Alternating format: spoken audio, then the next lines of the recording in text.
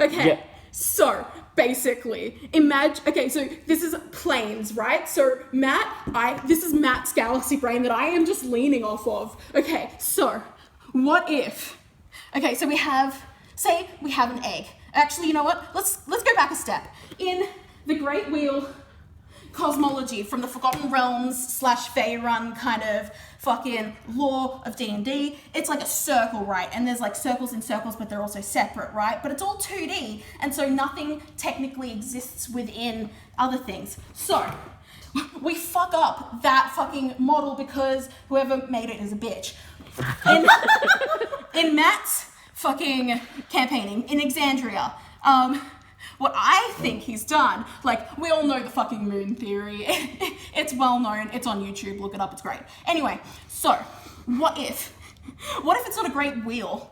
What if it's a great egg? So I'll take credit for suggesting the egg. say we have this fucking egg, right? And it's like, ooh, there we go. That's my attempt at making it 3D. That's the circumference. So imagine we have this fucking egg, right? Now we've got this shell that kind of, it represents the edge of sort of like the known planes, and then sort of out here is the outer planes. We don't give a shit about them right now. Inside the egg though. So you know how an egg has a yolk? There we go. So a yolk is technically a part of the egg and is inside the egg. So it has this barrier that stops all the yellow shit from going out into the like white shit. Yes, I do know cooking. And so what if that yellow shit, what if that is the material plane of Exandria, right?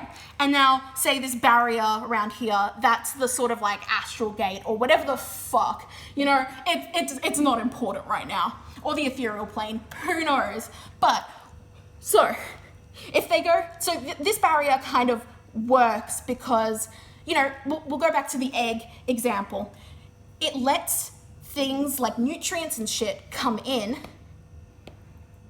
but it doesn't let the yellow shit come out, you know? Like, it's still, like, you're able to pass through it, but it's fucking, like, individual, but also a part of the whole egg, right? So, what if the material plane is this fucking egg, and then all of this white shit around here is the astral sea? Now, if we go back to this piece of shit wheel of cosmology, so, this shit around the astral planes, so, you know, like Elysium and like, you know, all the fucking like 9 hells and that shit, we don't give a shit right now. What if that astral sea is this white shit, and instead of it being this like completely separate planes kind of connected, what if there were other egg yolks all in this egg? It's a big egg, there's many yolks, almost infinite, if you will. And so these yolks could kind of like come in and out, and like little things could pass through, such as, you know, people, humans, elves, Githyanki, whatever the fuck. But things big like fucking the gods and shit. Like, ooh, hang on, let's do this later. They are too big to get through the membrane, so they can't get through, and that's kind of how the, like, divine gate works, or whatever the fuck. So, what if, now, we've had Matt say that the space of Exandria is different to our space, right? Like, so, like, the physics are slightly different, and we never really got, like, an explanation on it, because, you know, he probably wants to keep shit, like, tucked away for, like, whatever, maybe even this. But what if he was actually kind of like, okay, well, we've got this material plane egg yolk right here, right? And it's got that barrier, which could be the atmosphere, could be the ethereal plane, who knows? But what if we have these 2 moons that, if what I'm saying is true, and space in Exandria, like the space of Exandria, is like this like white egg, like the white shit that isn't the egg whites. It was this egg white area. And so the moons technically exist in the astral sea. Now, what happened one of the last times we went to the astral sea in Critical Role? We saw a fucking city. We saw a fucking city, right? Now, who knows if this is actually true? And who knows if this is actually possible? But what if that city that they saw, that wasn't a city, or it was a city, but it was one of these moons, okay? So like maybe Exandria is flat. Maybe Exandria is flat, and the moons that they see are not moons, they're not spheres. They are not spheres. They're flat, but they're circle. So it looks from underneath, it looks like a circle, but really it's actually like this. And they're just looking up at it from below. And that's the city. Now, you might ask, Esther, why can't I see Exandria then? Why didn't they see Exandria? Why did they just see the city moving? Well, dumbass, I'll tell you why. Because... You're such an asshole. Because, well, this yolk does exist within this egg. The barrier still technically separates it from like the like shit around it. So like, what if it's like you don't see it until you like cross through the barrier, but it is still within it, you know, like kind of like circles and circles and circles. Like, so hypothetically Exandria is technically on this separate plane, but also within the astral sea, so technically within it. And so the moons, since they exist in the astral sea, they can be seen from Exandria because they're close enough or something, or there's some kind of like arcane magic working that's happening that sort of like opens up a gate between the like 3 planes because there are 2 moons. So, what if these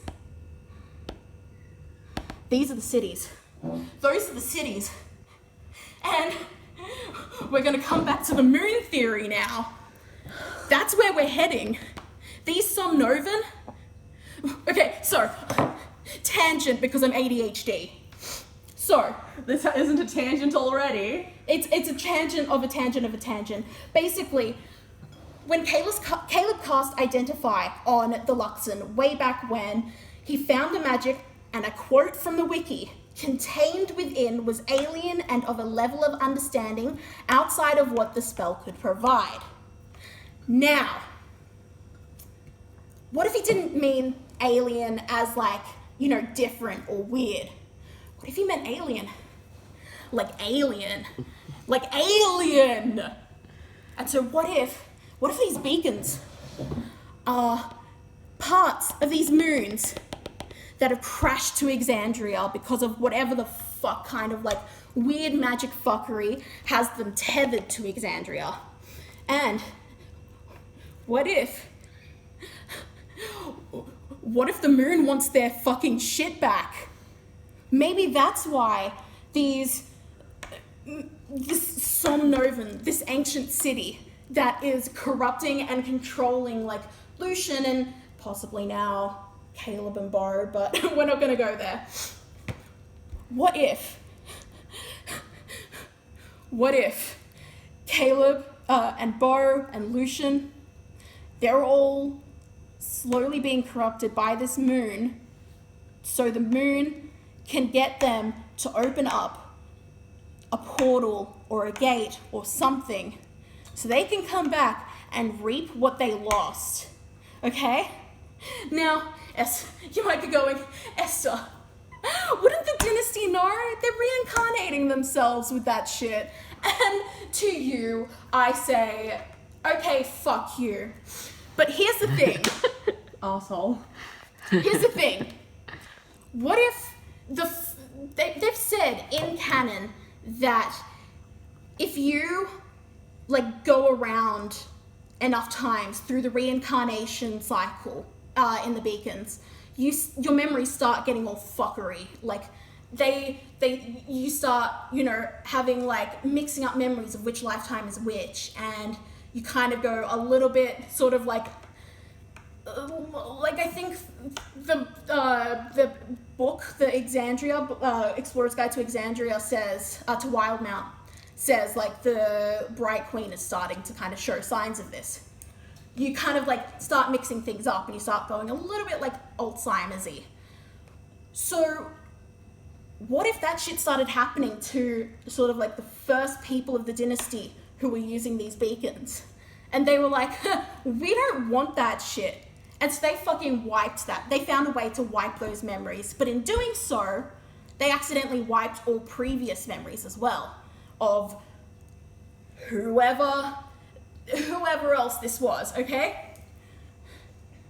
So, to summarize my theory, the moons both are a part of Exandria and also part of the astral sea, but they're connected, whether it be through the beacons or ancient magic that we have no idea about.